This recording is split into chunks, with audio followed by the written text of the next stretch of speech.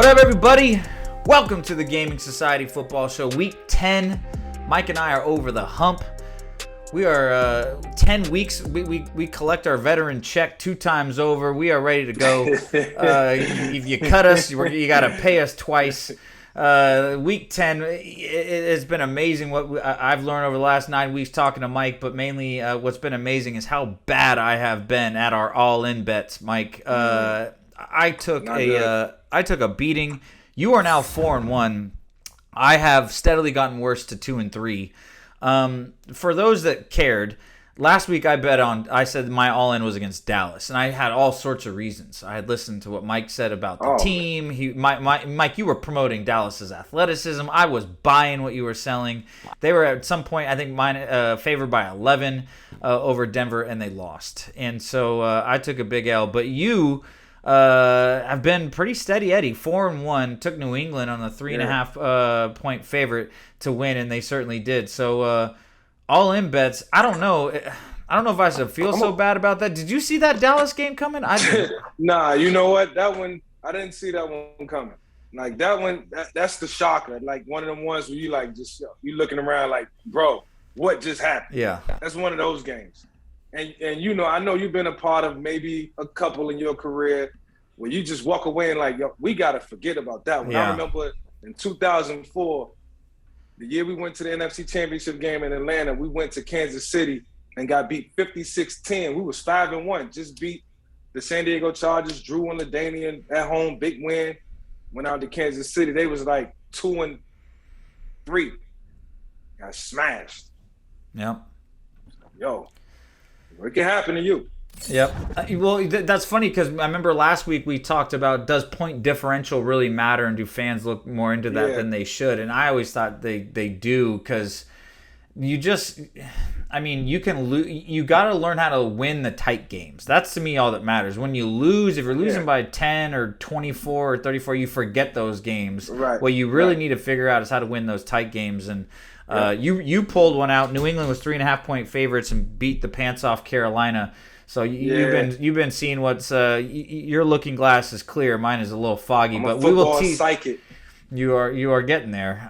Don't listen to me, that's for sure. But we'll have our next week's picks at the end of this show. But I think more than anything, Mike, the public has called them trap games. People have said there's a weird week 9. You have the Bills losing to the Jags, Rams lost to the Titans.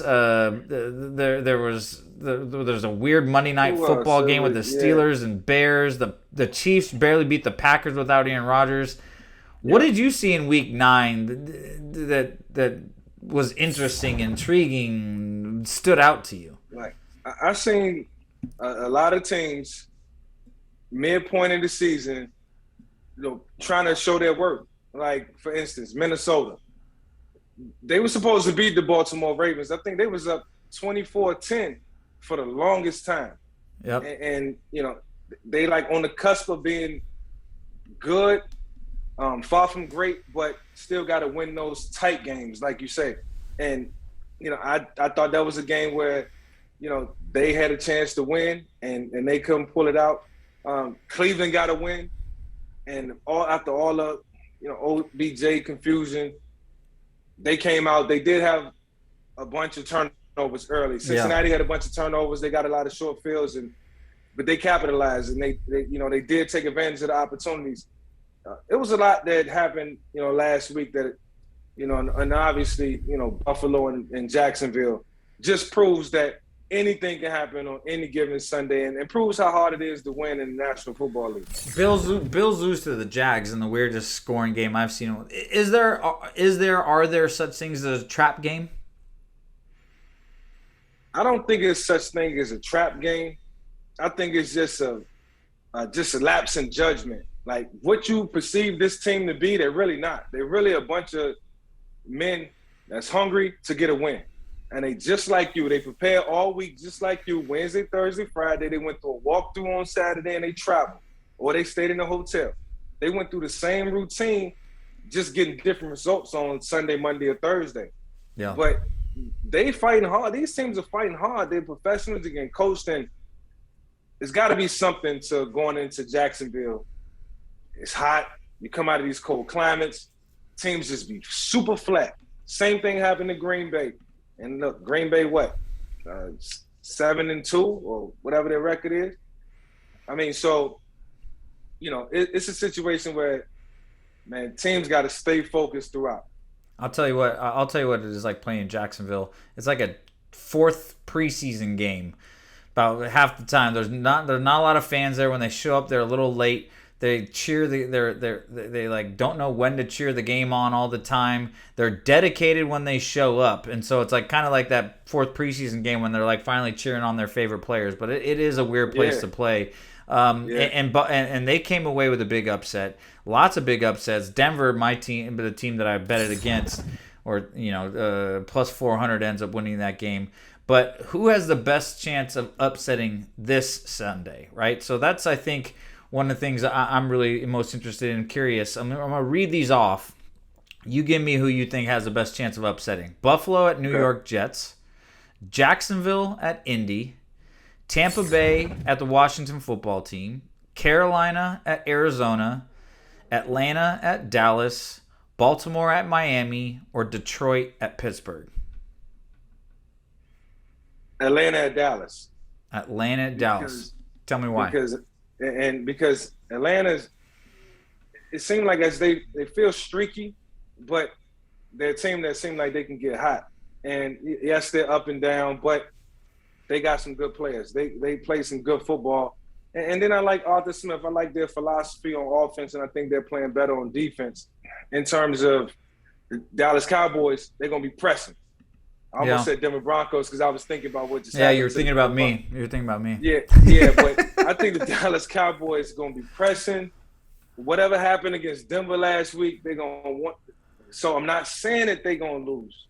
But what I'm saying is the biggest chance of being upset could happen in Dallas because the Falcons are not a pushover team, and Matt Ryan is playing each and every week like he has something to prove. It's really hard to pick those upsets. In my opinion, just because, like you and I both, I think, come to this from a player's perspective, in that you know how hard these guys prepare and want to win, and how much it means to them, and which is why I'm excited to talk about our intriguing matchup. It's the Lions versus Steelers. Why are we picking this game? The Lions have not won a game yet, and these are professionals. This is a coach who is obviously passionate.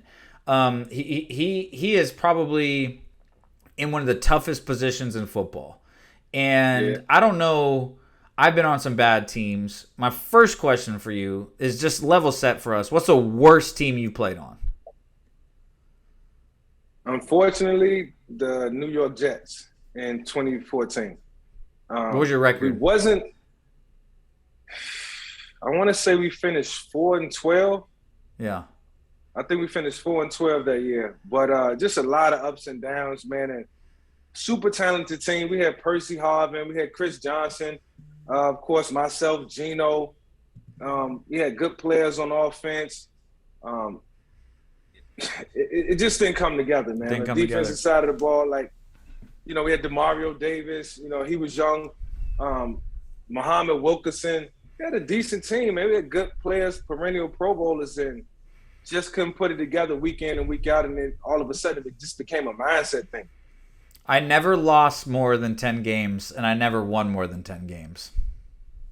How bad is that? I mean, yeah. I lived right in the middle of my entire career, but back into the Lions and Steelers. Pittsburgh's favored by 9 points. They come off a weird game with Chicago. I don't know, that Monday night game. I didn't know what to look for.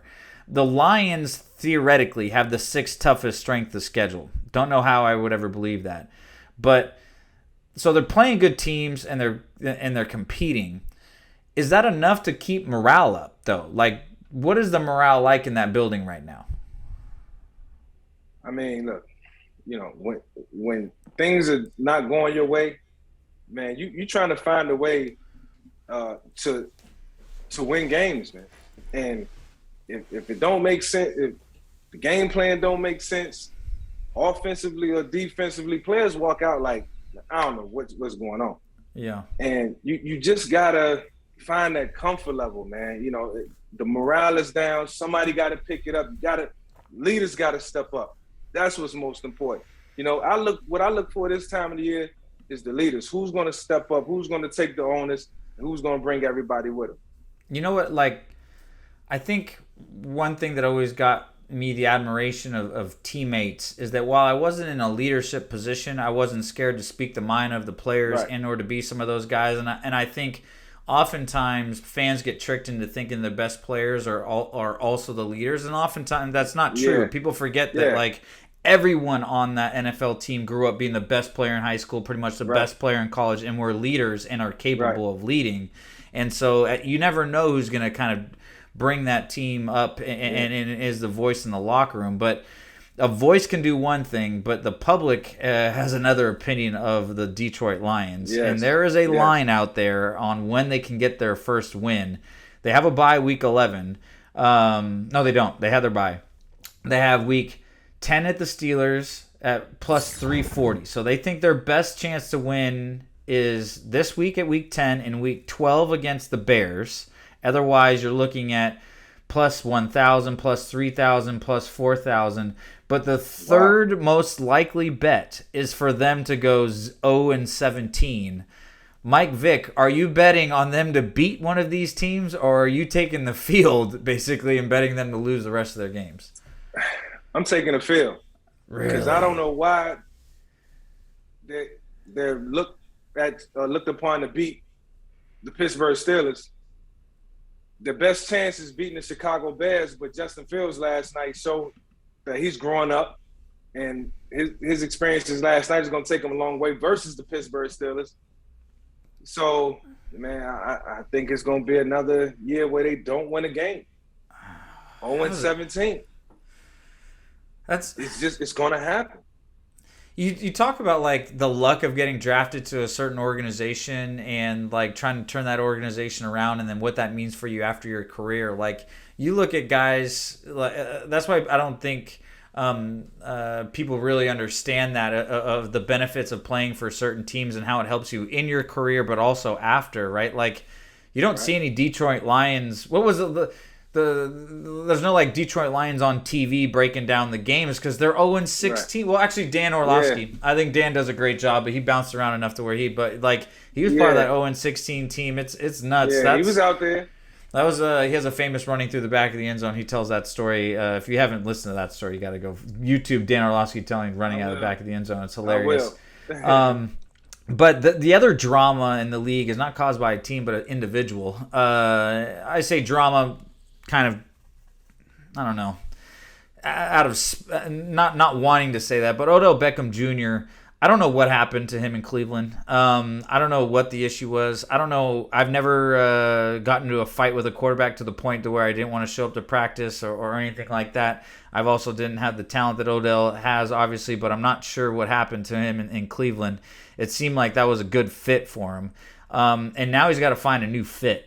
I'm curious where, and we'll probably touch on Odell throughout the show because he comes up in every aspect. He's certainly going to probably come up in my all-in bet, I'm sure, if he'll probably go to the team that I lose to. But I'm curious, where do you think the best fit is for him? Like, there's odds in Vegas, but I'm curious what Mike Vick thinks. With Deshaun Jackson going to Las Vegas, I think his best fit is the Los Angeles Rams. And I say that because – you look at what the Arizona Cardinals have built with the receiving core that they got. I won't name the names, just from Christian Kirk to DeAndre Hopkins. But now you got Van Jefferson, you got Cooper Kupp. You can have OBJ and Van Jefferson. Robert Woods, I'm sorry. Yep. So that's Woods, Jefferson, Kupp, Odell. Odell bring the long speed, bring the intermediate game. He bring the run after the catch, which is what all those guys do well. I just think that'll be something that could take Stafford over the hump to the next level, for sure. I would like to see him go to an AFC team and end up running into Cleveland in the playoffs, selfishly. Buffalo. I think Buffalo might be interesting. I think the Indianapolis Colts might make a play here. They don't have a true one. They're going to win the AFC South because the AFC South, I don't see Tennessee really holding on for the rest of the year. I know they won that game against LA, but they're going to have a tough time surviving the rest of this year without without Derrick Henry. So I think Indianapolis might make a run for him. That'd be pretty interesting to see him over there. Carson Wentz, I think, has the skill set to deliver the ball to him, but and Frank obviously Frank Wright, he'll make Frank it work. Wright will get him right. Like you would love, of course, every player wants to choose and thinks he can predict who's going to go to Super Bowl Week 10, but shoot, that's what our job is to do, is try to figure out who's that. We don't have we don't have a clue, let alone a guy who's had his head down working for the Cleveland Browns for 10 weeks. So I don't know if he's going to get what he wants. He might get on a team that makes the playoffs, but I'm super curious where Odell Beckham lands. I wish him the best, but I do want to hear the 30 for 30 or the Netflix show on what happened to him in Cleveland. It's been documented. Trust me. They got it documented, and it will surface at some point. At some point it will. And speaking of surfacing, we're bringing in one of our favorite guests, one of the guys who's helped us out with the show a great deal, the commissioner of our fantasy league, Paul Tate Frazier, the deep dude with the deep voice, letting us know about college basketball. It's a sad introduction to, all the players get a little scared when they got to introduce the commissioner. Mike, I don't know if you remember what it was like when commissioner walked in and had to give his talk to the team. Everyone always sit up a little straighter and they paid a little more attention, but they really didn't care what he had to say because they know it was full of shit.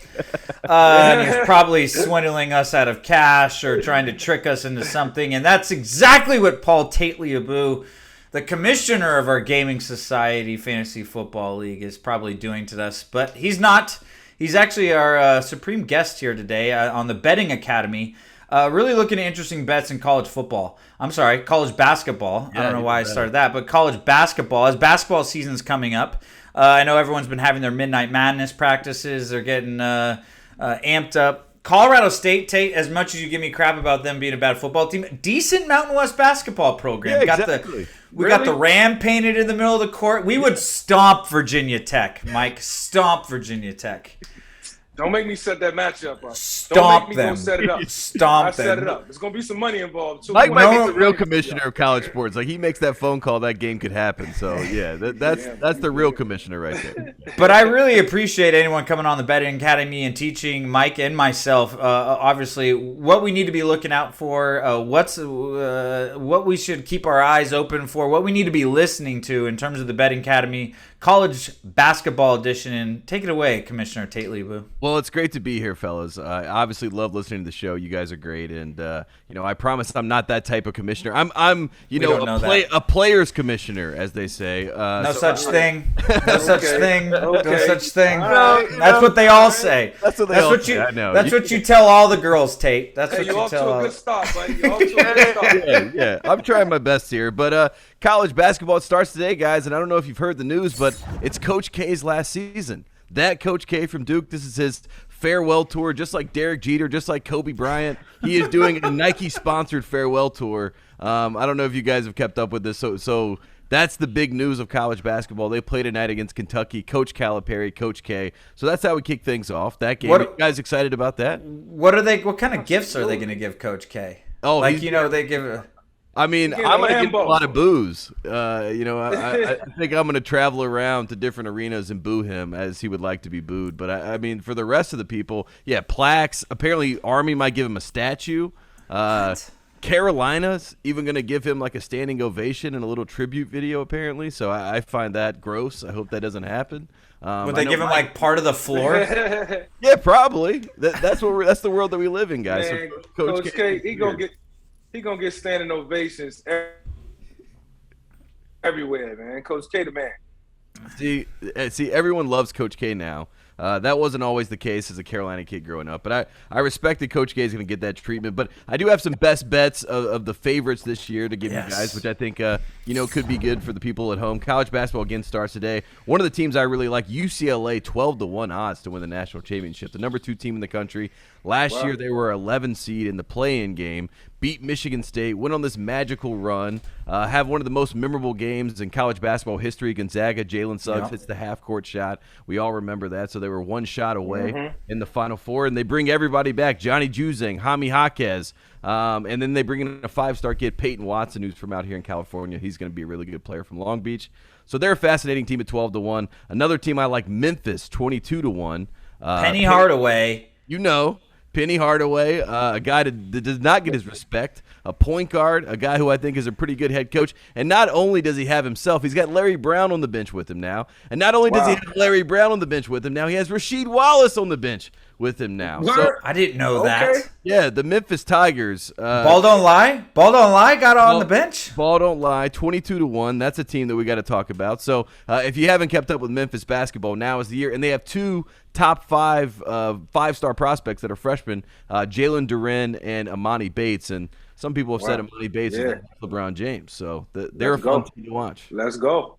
And Penny, I think the fun thing I've read about Penny Hardaway is like he unabashedly recruits guys kind of like you used to hear Pete Carroll recruit guys. You don't come here to be a Memphis basketball player. You come here to be an NBA basketball player. Yes. Right? He's like, this is a stepping stone. I'll agree with it. I'm gonna get another 5-star freshman next year, so you get out of here and go get paid. I like that. Yeah, and he had James Wiseman, as remember. Yeah. So. Yeah.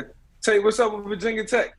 News? No, they won't start until after Christmas, Vic. They're taking a little break. Mike, I got great news for you. They have a great program. They have a great program right now, and they got a lot of momentum. And Vegas kind of likes them as a long shot. 75-1 odds for Virginia Tech to win the national championship. The ACC is wide open this year. Virginia, kind of a younger team. They lost some talent last year. North Carolina loses Roy Williams. Now they have Hubert Davis as their head coach, so they're still figuring things out. Coach K and Duke are the favorite to win the ACC, but Virginia Tech is kind of the sexy pick, Mike. This is, some of the people that think that they are in the know. They like Mike Young's team, and they like them being able to make a run. So I was just going to ask Mike Vick who Virginia Tech's coach was. I didn't think he would know. Buzz Cook. Buzz Williams. It was Buzz. Buzz. It was Buzz.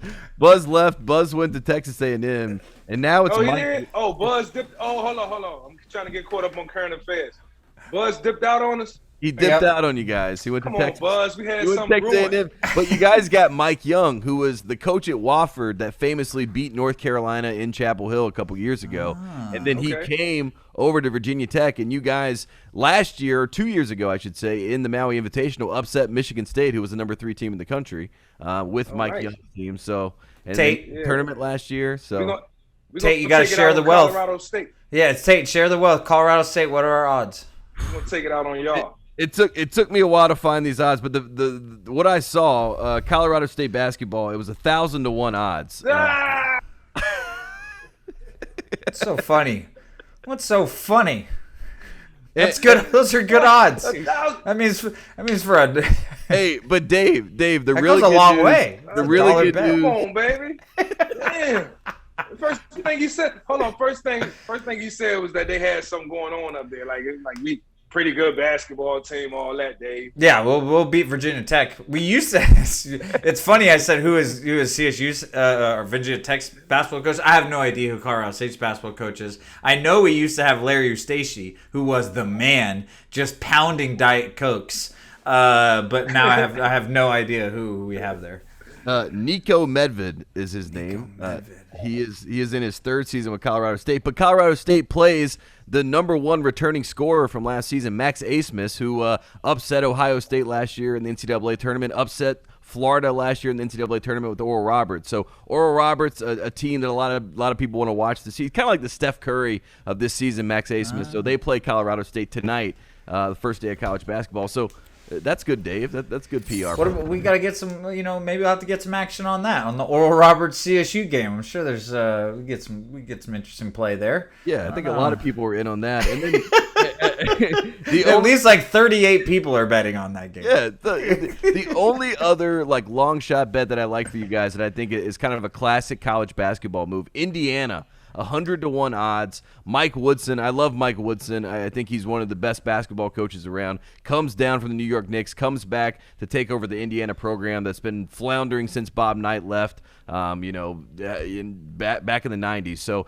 now they have some good footing. They have Trace Jackson Davis, who's a preseason All-American player who returned to play for Mike Woodson. 100-1 odds. I think they're a sneaky, really good team. 20 years since they went to the Final Four with Mike Davis when they went on that, long run and Jared Jeffries and that whole thing. So Indiana 100-1. I like that bet too. Tate, I have a question. Now that it seems that like the programs rely so much on recruiting. It almost seems like some of this preseason stuff is you should just take a couple shots because you really don't know what these teams are going to look like by the end of the year. So you might as well. It's no way these numbers are priced correctly because they have no idea what these freshmen are going to play like, right? So you might as well. It's all rumor mill. Yeah. Who is the best team in college basketball right now? Gonzaga. Who's the best team? Is Gonzaga? Yeah, because I seen them show up last year. They're putting out some pretty good players going to pros. And now they got the number one player in the country, Chet Holmgren is his name. His name is Chet, and he's coming from Minnesota. He played at Jalen Suggs High School, and he's like a 7-foot, lanky, white kid from Minnesota that is playing next to Drew Timme, who's another 6'10" kid who reminds people of Christian Laettner. So if you want to talk about who the new Duke is, as much as this is Coach K's farewell year, Gonzaga is that team. Christian Laettner? Yeah. Why would Luka Doncic? Because Luka gets buckets like your drunk uncle at the park. Ain't that Luka? Luka's game is so hard to watch, but it's so unbelievable. Like I'm like, what are you doing? What are you? Stop! Oh my God, he scored again. Balling shots and shoot with his eyes closed. Like he's a really good basketball player. Though. I like. Drunk uncle skills. That's what Chet hopes he can be, like a Dirk Nowitzki, Luka Doncic. That's who he hope he can turn into. But he has compared himself to Kevin Durant. But that team, Drew Timme does the mustache celebration. I mean, they're just they remind you of a Duke team of the '90s. You know what I mean? They have that kind of energy or aura, or whatever you want to call it. And for the first time this year, they're kind of the favorites all the way around. And people aren't necessarily they're not the little guy anymore, right? They're top dogs. Tate, Mike and I often talk about backgrounds on this show and what we have behind us. Can you talk about your drum set? Are you on Step Brothers 2, or are you you got a band that we need to know about and promote on this show? Step Brothers 2.5.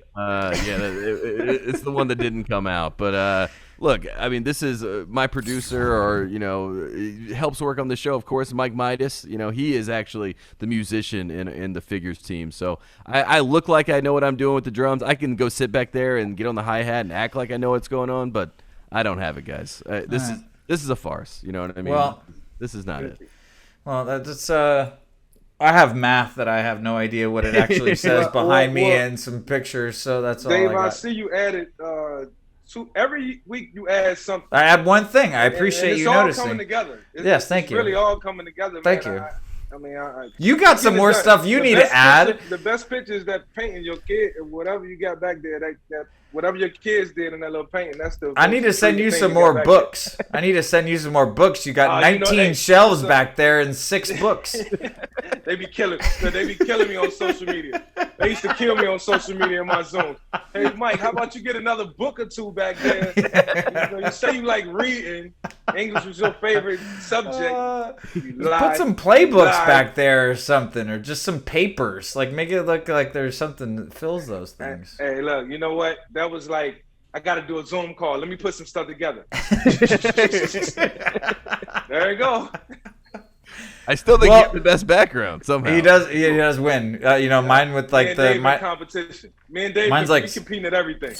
The betting academy produced by Paul Tate Lubu, Commissioner Paul Tate Lubu. Tate, how you doing in our fantasy? What's your current standings right now? I have been in 4th place. It feels like forever. I every single week I get a win or even a loss. I would like to drop out of 4th, but I'm kind of stuck there in 4th. I won this week against Kevin Garnett, who was in the top spot. I was very excited about that. I thought that I'd knock off the top dog. I at least move up to 3rd. Somehow I stay in 4th place, and this week I take on Mike Vick, and I'm not feeling good because right now it says I'm going to score more points, but I still have a 28% chance to win. I don't understand this. It's like the game knows I have no shot against Mike Vick. Well, we were going to let you go before fantasy, but I think you're a vital person to have in here. In week 9, I lost to Jamie, CEO of Gaming Society. I'm not going to lie. Let me tell you what happened here. I'm not going to tell you. So I got drunk on Saturday. There was like some stupid parent-teacher thing that I was supposed to go to, and I wasn't socially, I wasn't connecting well, so I just decided to drink away my sorrows, and that continued on into the house. And I forgot that Dak Prescott might not play. Yeah. And he didn't. And, well, that's what happened is I didn't have a quarterback. And then I lost by about 26 points, which would have been a quarterback. And I think I also had a bye week by one of my better players, so I had to put in someone else, and Mike Williams had a terrible game. So it all added up to a big issue. It wasn't just you, Dave. KG also, he started Tom Brady, who was on a bye week against me, so I got the benefit. Tom Brady and Ray. You know what? I'm trying to make sure that don't happen to me. I don't want that to happen to me. I don't want our producers to call me and be like, "Hey, man, you ain't make a substitution, or you such and such was on a bye weekend."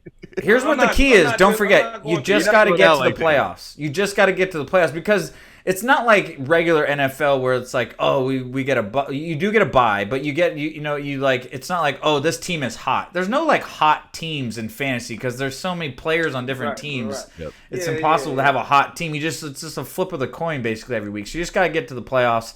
Vic defeated Gray. I lost to Jamie, which our producer wrote LAMO. I don't know what that means. And then week 9, best manager. For the first time, Andre Reed comes out of nowhere. You want to know why? It's because Kittle finally played, and so both of his tight ends that he drafted finally worked out. Worst team, Marissa Coleman. Might be a little busy with the WNBPA stuff, but that's okay. But we got week 10, just like you mentioned, Tate. Mike Vick versus Tate, and Dave versus Andre Reed. Big week, week 10 on the fantasy. Tate, would you like to put any side bets up here? Would you like to say anything? What would you like to wager on this? Like I said, I don't feel good about the algorithm being against me. Like I said, I have more points than I'm supposed to score estimated right now. Yet I still have a 28% chance. So I don't know what the numbers or the analytics. I don't know what they know. Dave, you could probably crunch the numbers and know what they're saying. Yeah, it doesn't look good for me. So I honestly would bet against myself in this type of situation because I feel like for whatever reason the football gods, the fantasy football gods, they're on the side of Mike Vick, and I'm okay with that. That sounds like something a commissioner would say, doesn't it, Mike? Very conservative. Very conservative. My guys are stepping up right now. Jonathan Taylor, I'm not going to go through my squad. Jerry Jeudy back in the – man, we stepping up right now. I mean, just get to the playoffs. Just get to the playoffs. Here's the question I want to leave you with, Tate, and I apologize if this hits the wire right after this, but I do want to hear this take. Fantasy football, Odell Beckham has caused people tons of headaches. Yes. Where is that guy going to end up, and when does he play again? Because I think that's a big question. Can he get up to speed and get on a team and play in 2 weeks? Because it's tough, right? It's not like, hey, I know this. Maybe if he knows the offense, but it's not like just, hey, run some fly patterns, we're going to throw some touchdowns. Yeah. Where do you think he ends up, and does he start contributing? I kind of feel like there are 4 teams that go after OBJ. It's kind of like Raiders, Cowboys, Seahawks, Saints, right? Those 4 teams are in my mind that they would bring him in and they could, kind of put him in a situation where he could succeed. Maybe even the Ravens are in there. I know they did that with Des Bryant. So to me, it's the Saints. I don't know if it's a LSU, Louisiana bias, but I feel like New Orleans brings him in and tries to do something with OBJ.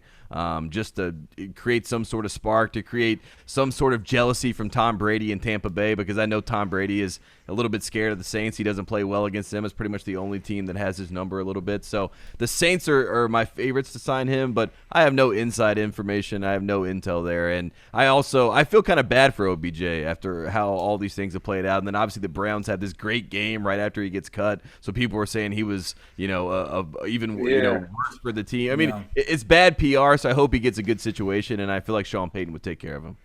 That's good feedback there. I like that. I think I like him going to the Rams. The Rams can configure something. Like I like Cooper Kupp, one of the most dynamic receivers in the league, and then Van Jefferson has stepped up. They got a couple other guys, but that dude will be a difference maker. One thing about Matt Stafford is he know how to make a superstar receiver a superstar.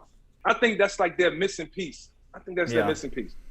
They got Robert Woods, they got some guys. But them 3, that's 4 core receivers. I mean, similar to what Arizona got going on right now.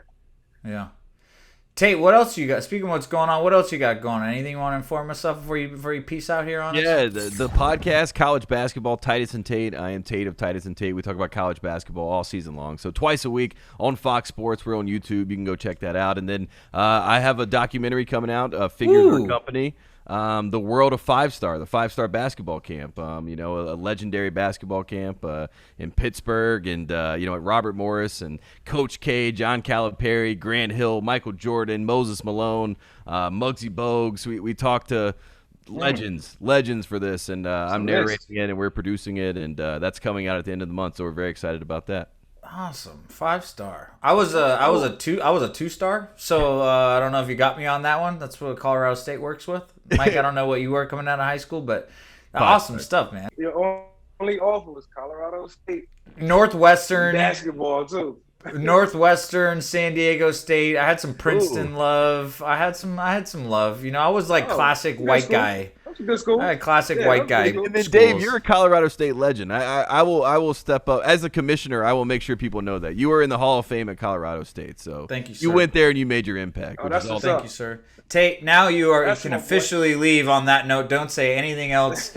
Commissioner Paul Tate Frazier got lots of cool stuff going on. Tate, thanks for coming by. Betting Academy Fantasy Football. Have a good one, fellas.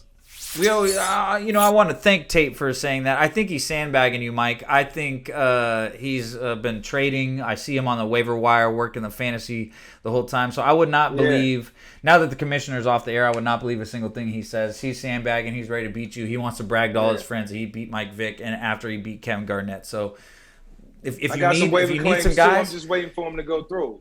If you need a guy, I got a guy. I'll get you a guy. Right, you know what I mean? We could trade a guy or two. We'll figure it out. We can't let the commissioner win. You take care of me. I'm your guy. You my guy. You know what I mean? We can't let them win. Yeah. I hear that. And the way we always end the show is our all-in bets, right? And like we mentioned at the top, Mike has been killing it 4-1. I'm not the person to listen to right now, but I'm going to rally. You know what I mean? Like I don't think my all-in perspective was bad or wrong. I don't think anyone saw Dallas losing like that to Denver. I like your all-in. Thank you. Who do you got this week, Mike? Who you been looking at? Who has stood out to you week 10 in the NFL? My all-in going to come on Thursday night. I'm going with the Baltimore Ravens over the Miami Dolphins.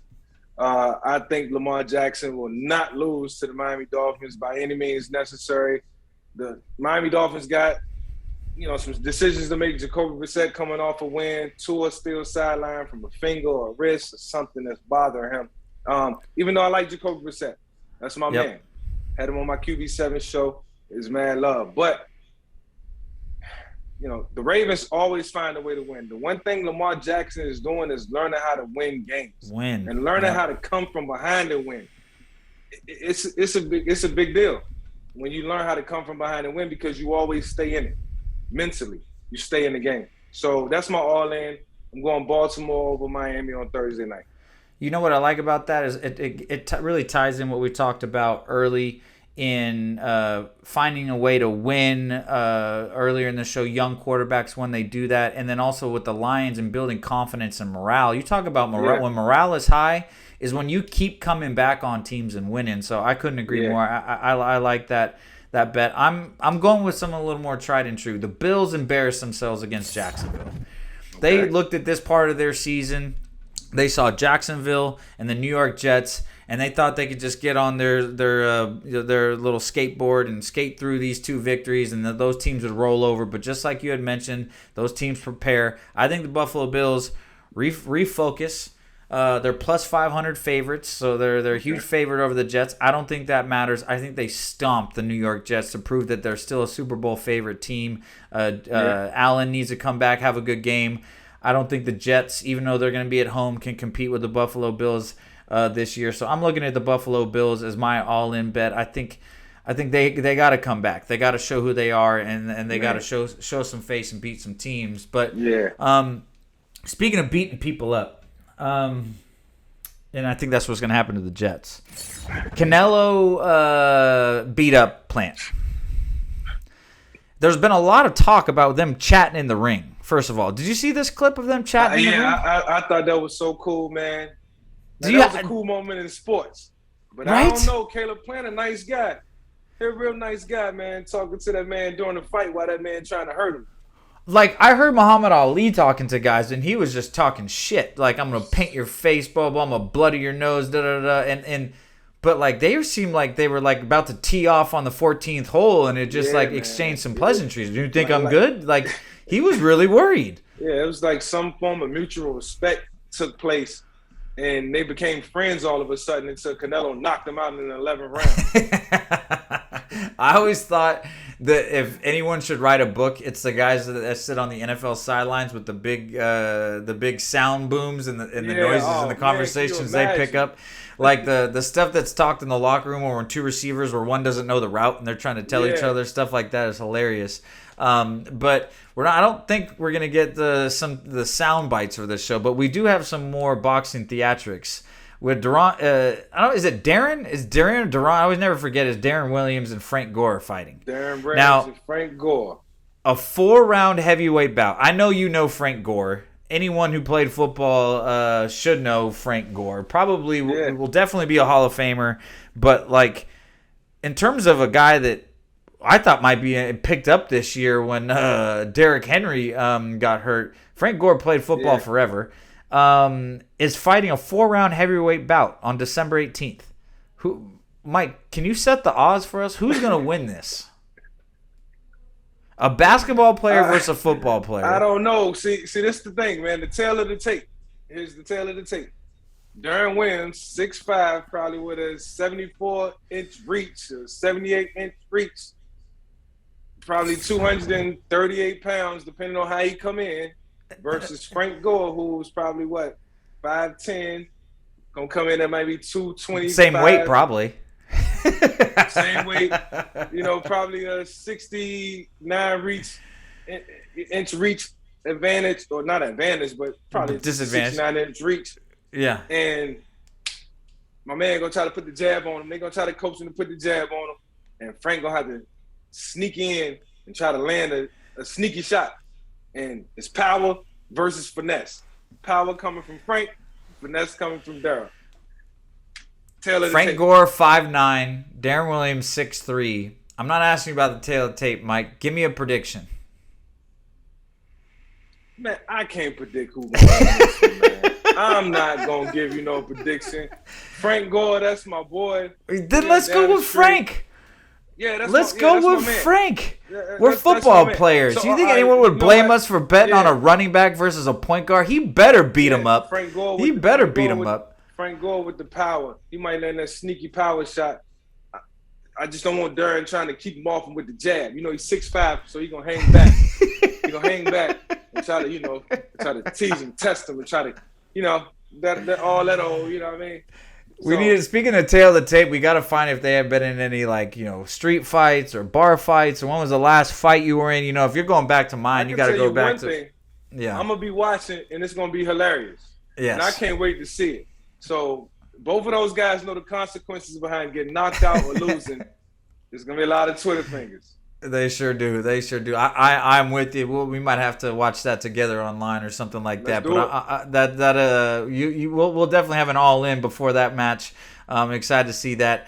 That is the wrap-up for this show, Gaming Society Football Show, Week 10. I'm David Anderson. That's Mike Vick. I always enjoy speaking ball with you boys and girls out there. Thank you. Talk to you soon.